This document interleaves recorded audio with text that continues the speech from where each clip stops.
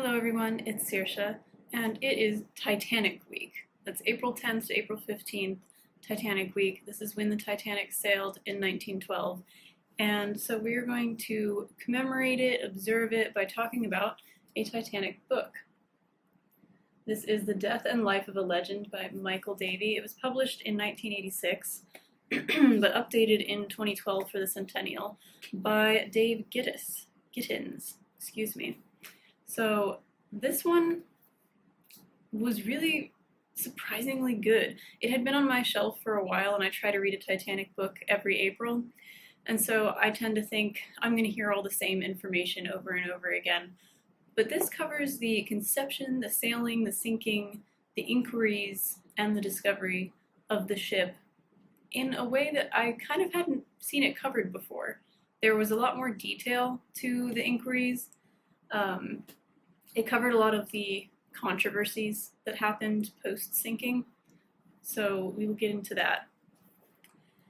Let's see, is that all I wanted to say? I guess please observe, we have Titanic here. I've kind of set up a little Titanic-y corner, got my White Star Line mug here, and I have a deck chair that looks like a Titanic deck chair right over there in the corner, but it wouldn't have been realistic to, like, lounge while filming this video, but I have my White Star Line pillow behind me as well.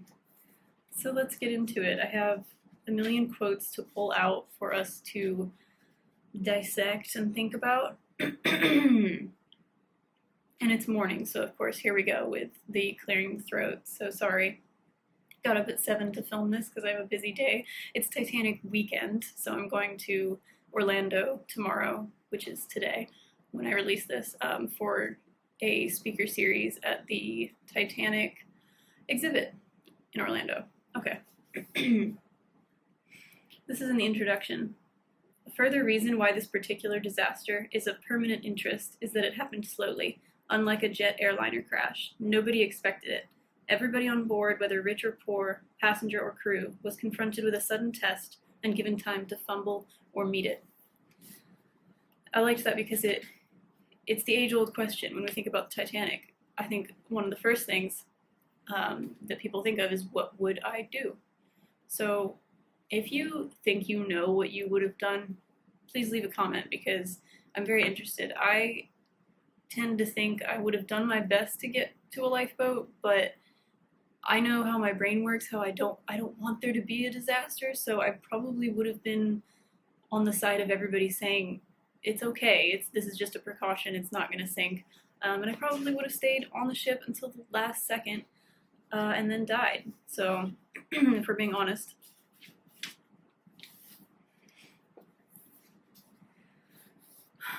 Okay, this is very sad but poignant. Okay, the Titanic is still there in reasonable shape, and one of the first photographs of her showed the crow's nest, in which Fred Fleet, the lookout man, suddenly yanked his bell pull 3 times, telephoned the bridge, and called out, "Iceberg right ahead." Many years after the sinking, Fred Fleet hanged himself on a clothes post in his brother-in-law's garden, but the telephone is still intact, 2.5 miles down on the bed of the Atlantic. It breaks my heart how many people, how many survivors of the Titanic took their lives after the disaster.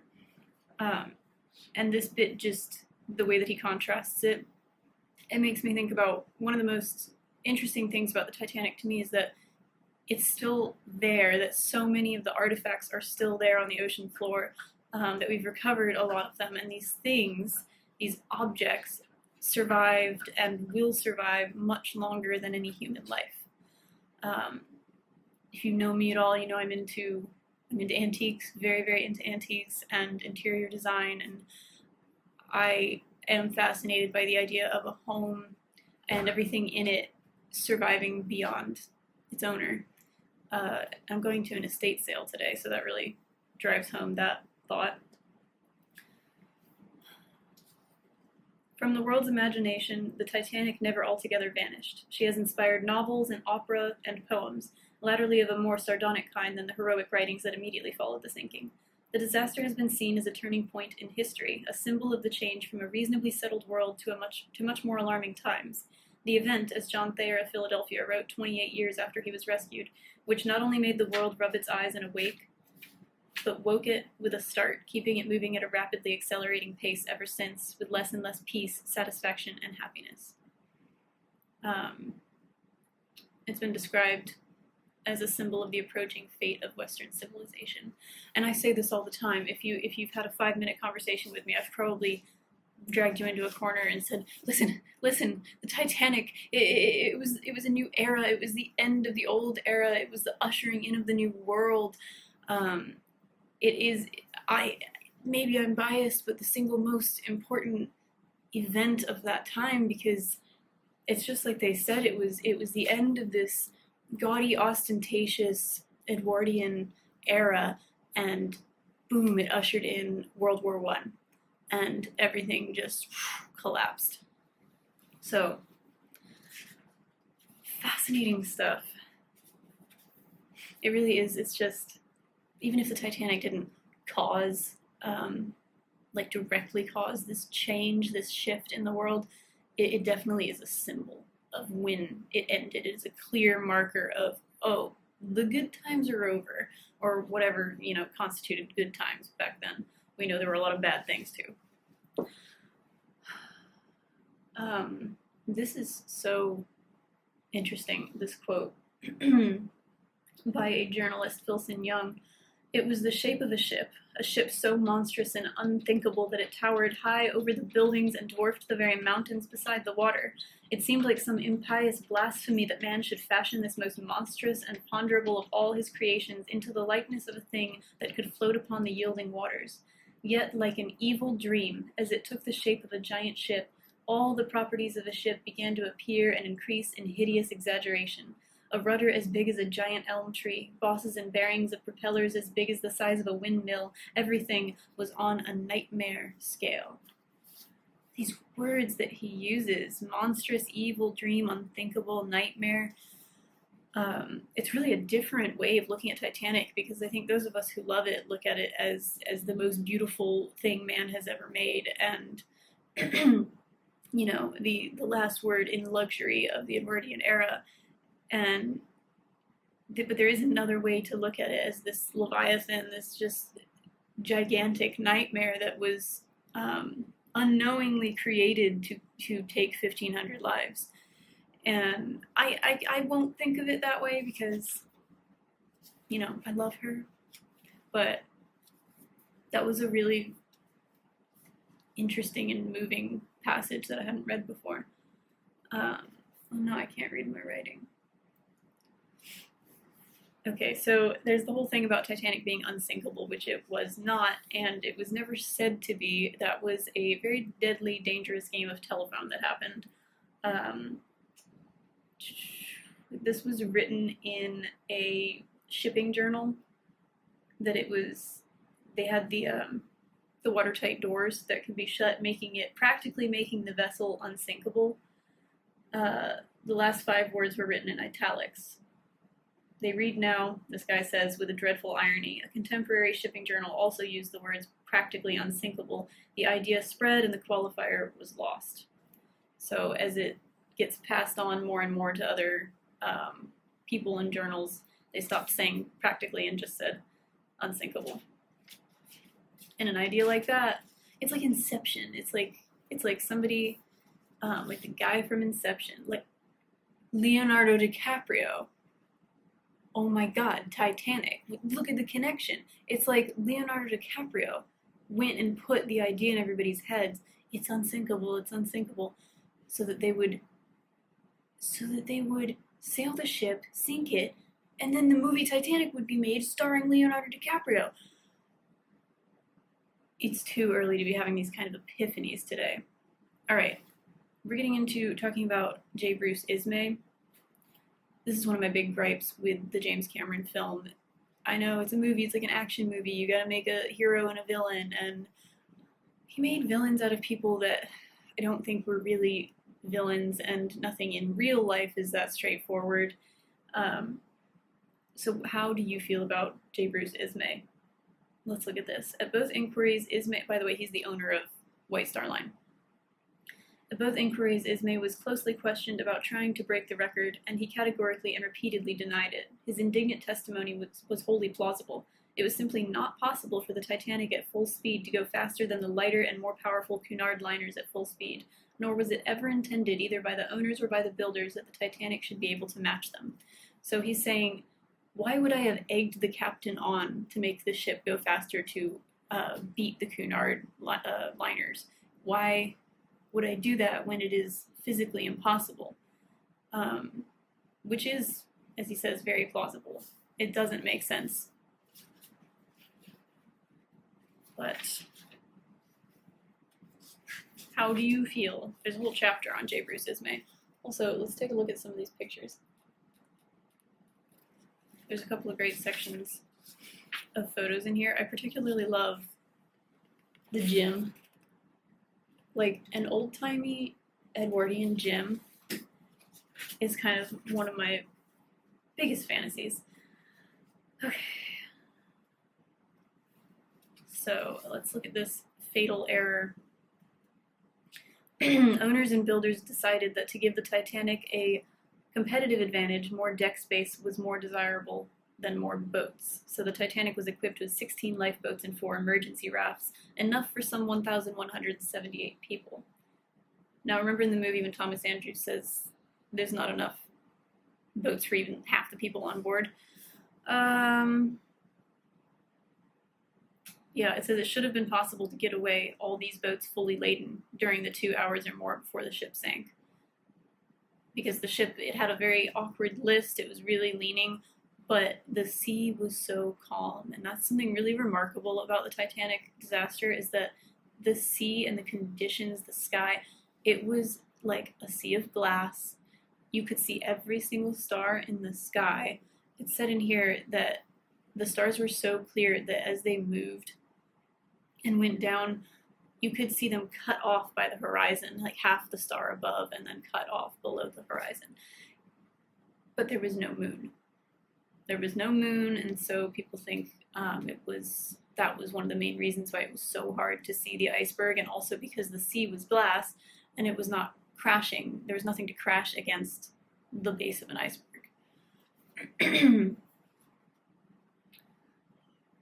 It's one of those cases where if something can go wrong, it will. Everything that could have gone wrong did.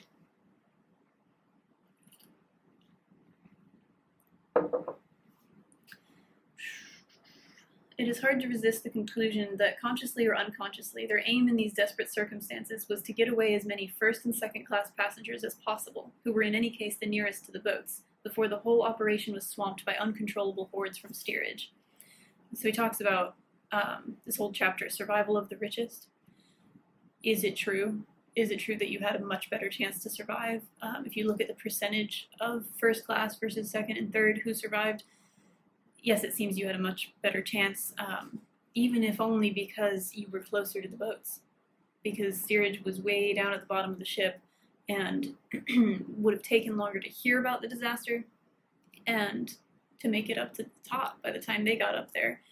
First class was being put in the boats, and as we know, unfortunately, the officers loading the boats did not realize, I don't know why this information wasn't passed on, that the boats could take 70 people down while attached to the davits. They thought that if they put it fully loaded, it would snap and capsize.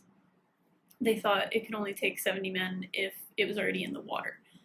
But no, it had been tested, hanging, it could hold that much weight, and some boats left with like 12 people. So Jack Thayer wrote this. The partially filled lifeboats standing by only a few hundred yards away never came back. Why on earth did they not come back is a mystery. How could any human being fail to heed those cries? The most heartrending part of the whole tragedy was the failure right after the Titanic sank of those boats which were only partially loaded to pick up the poor souls in the water. There they were, only 400 or 500 yards away, listening to the cries, and still they did not come back. If they had turned back, several more hundred would have been saved. No one can explain it. It was not satisfactorily explained in any investigation. Why?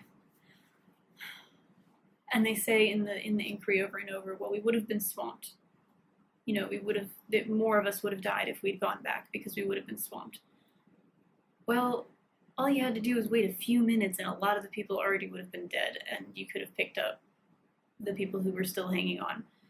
It's just, our brains work so differently in crisis, and it's surprising to me that it was unanimous, that none of them went back fast enough.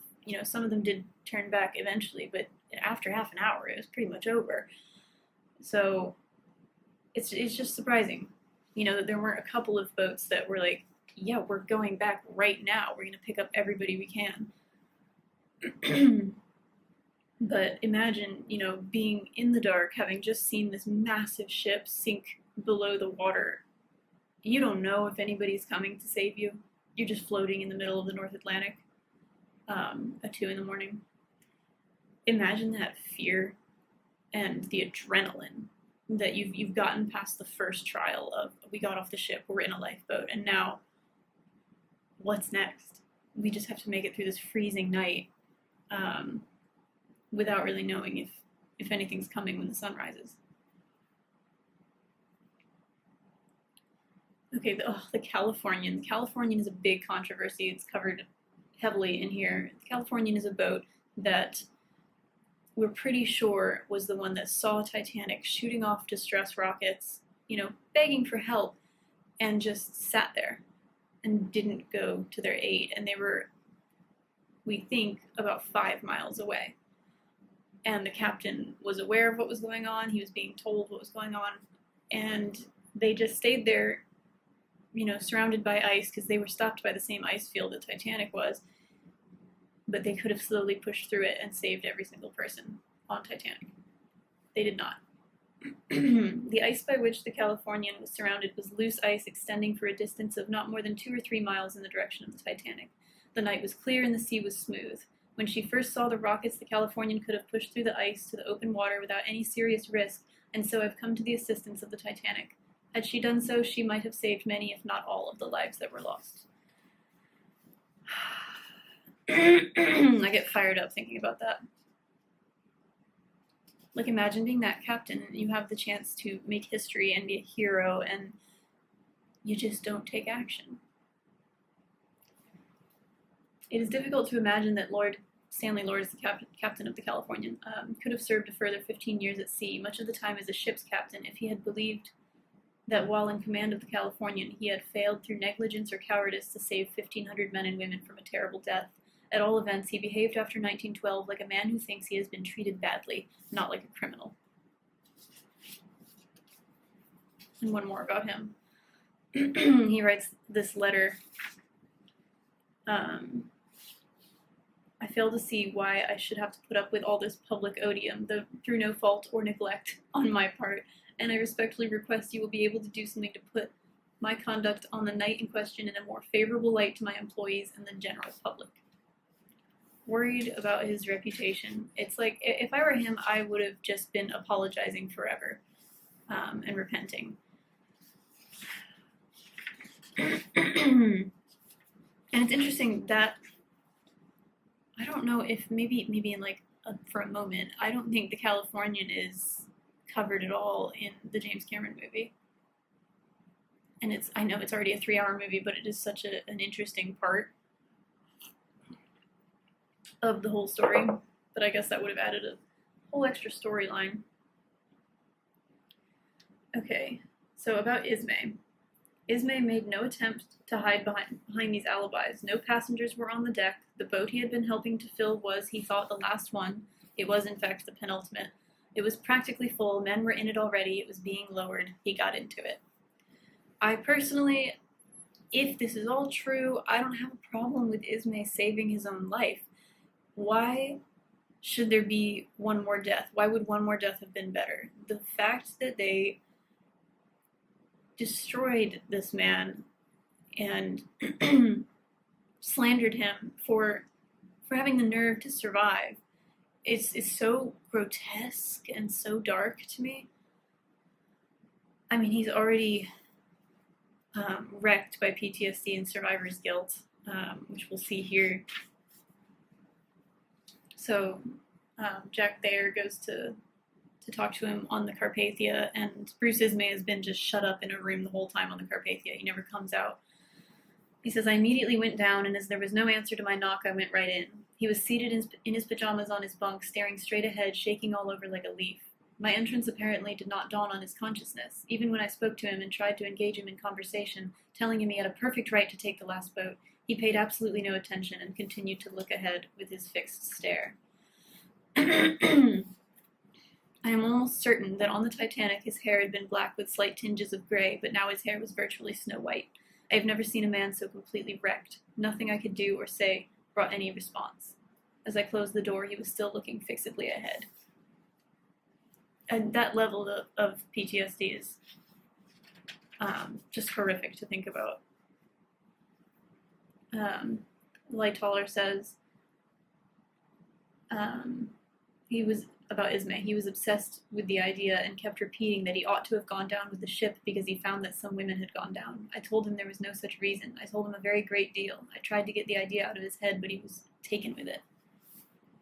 So imagine that. Perhaps he really didn't know. He really didn't know that there were any women left on the ship because things happened in isolation on the port side and on the starboard side. There were different orders being told to everybody. The situation in the lifeboats was different. Sometimes there were moments when there was nobody around and a lifeboat was ready to go, and other times when people were crowded around a lifeboat. So in his mind, and he was having kind of a mental break at this point, as soon as the ship started sinking and he realized how serious it was, he thought, okay, there's nobody else, I'm going to go. And then he's remembered in history as this man that should have gone down with the ship, and I just think it isn't right. The newspaper's verdict was already being delivered. The heroes were nominated overnight. Captain Smith, Mr. and Mrs. Strauss, the musicians, and so was the villain. He was J. Brute Ismay. Like I said, just evil to destroy somebody like that. Here's a picture of the American inquiry with Ismay there.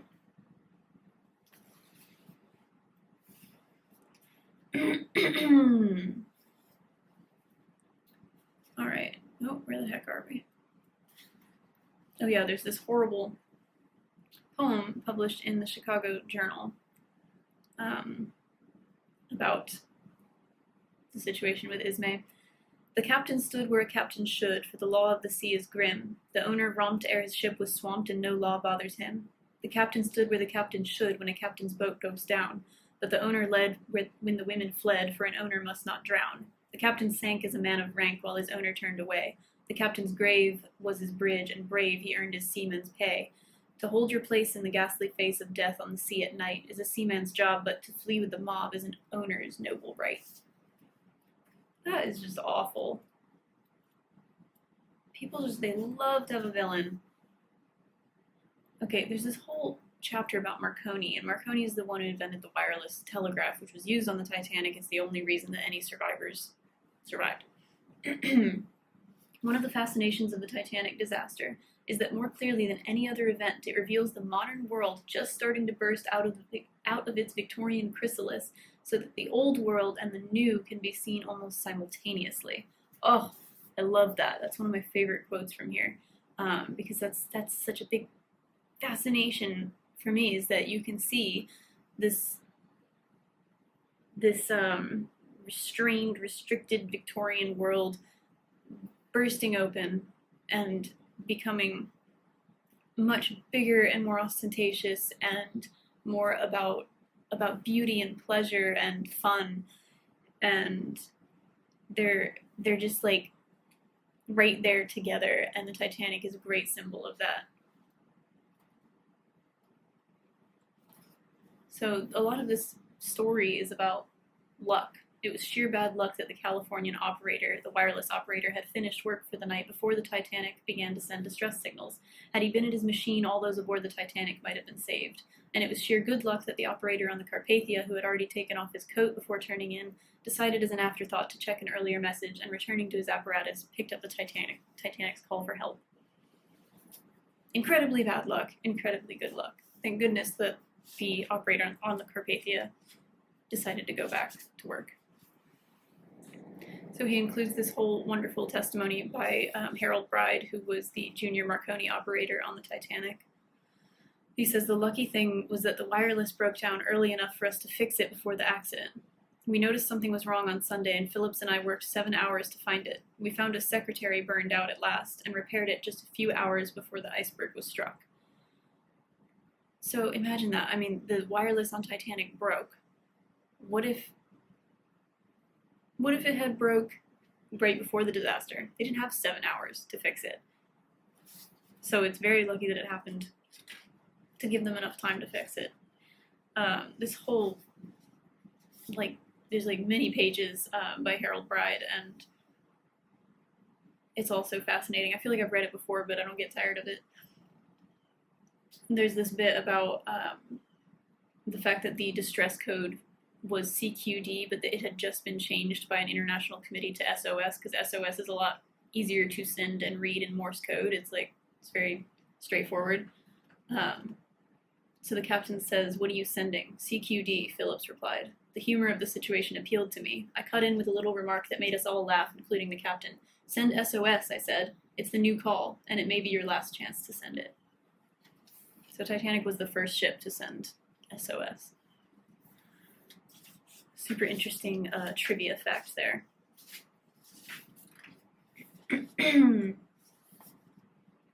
Okay, there's this whole seedy thing about Marconi where he has this exclusive deal with the New York Times. So Harold Bride and Harold Cottam, who was the Carpathia's wireless man, they're on the Carpathia, the rescue ship, and it's sailing for a few days, bringing the survivors to New York. And the whole world knows the Titanic has sank because that's been sent out through wireless.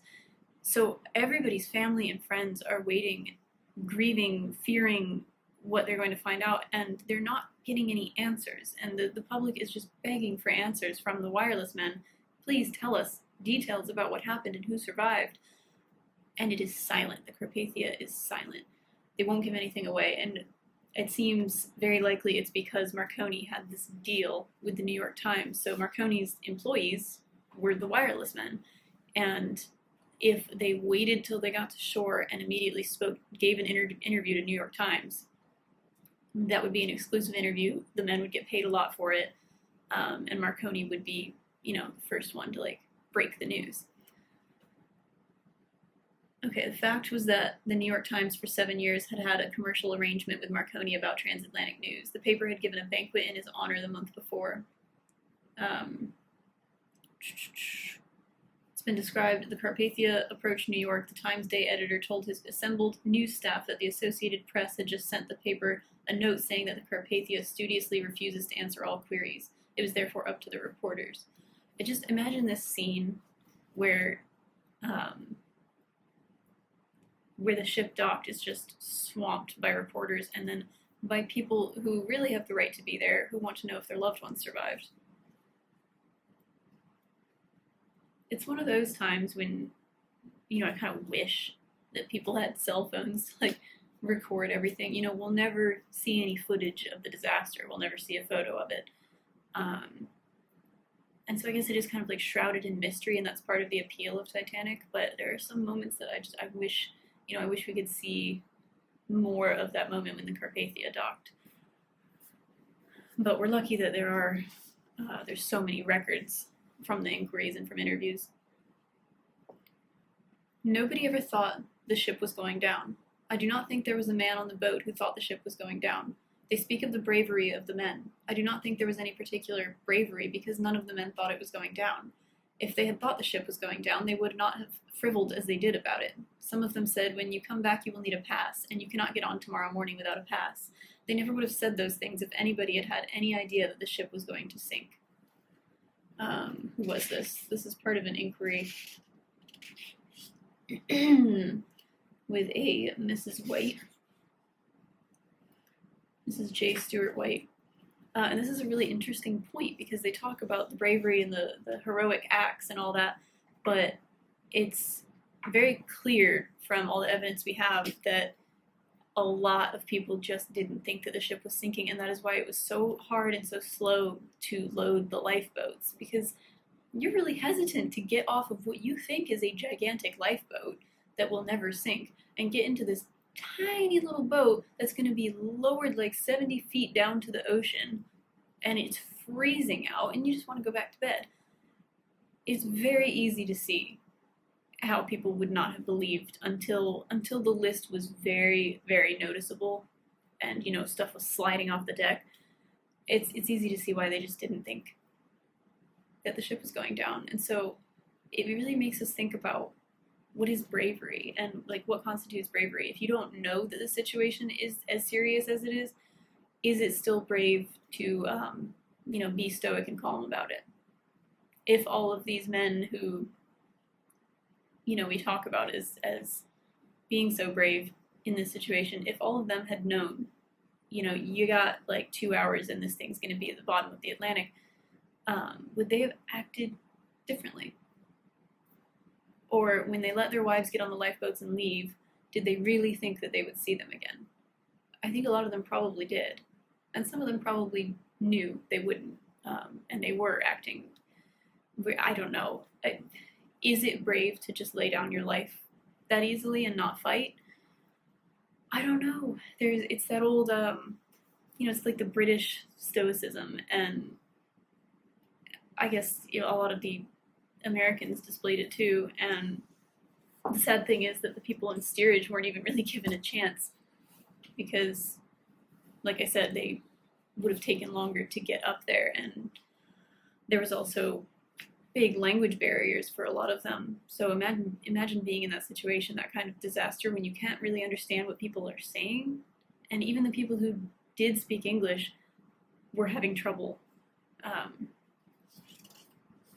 like understanding the seriousness of it, because it really wasn't being communicated properly. And that's the thing. It's like the officers didn't want to tell everybody and cause a panic, but because they didn't tell everybody how serious it was, people didn't want to get into the lifeboats.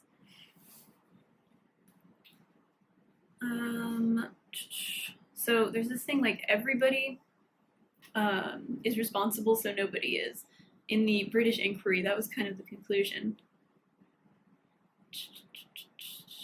Despite failures here and there, nobody at all was responsible for the worst maritime disaster in history. It was not a deliberate, conscious, calculated whitewash, but it was a whitewash nevertheless. So Lord Mercy, who led the British inquiry, that's his conclusion.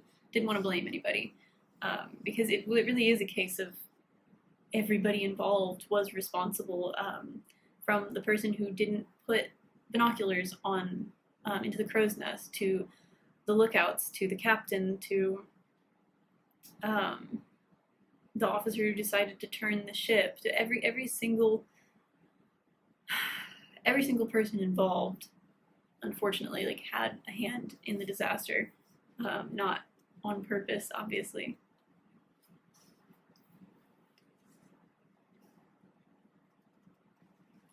Okay, so he includes this bit about the Titanic Historical Society. All of these items came to Indian Orchard and were exciting enough, but the one that particularly stirred Edward Kamuta, now 18, was a list of Titanic survivors. The idea that if any of them happened to live in the district where the film was shown, they could be exhibited along with the film. Kamuta wrote to every single survivor, and to his surprise, many of them wrote back.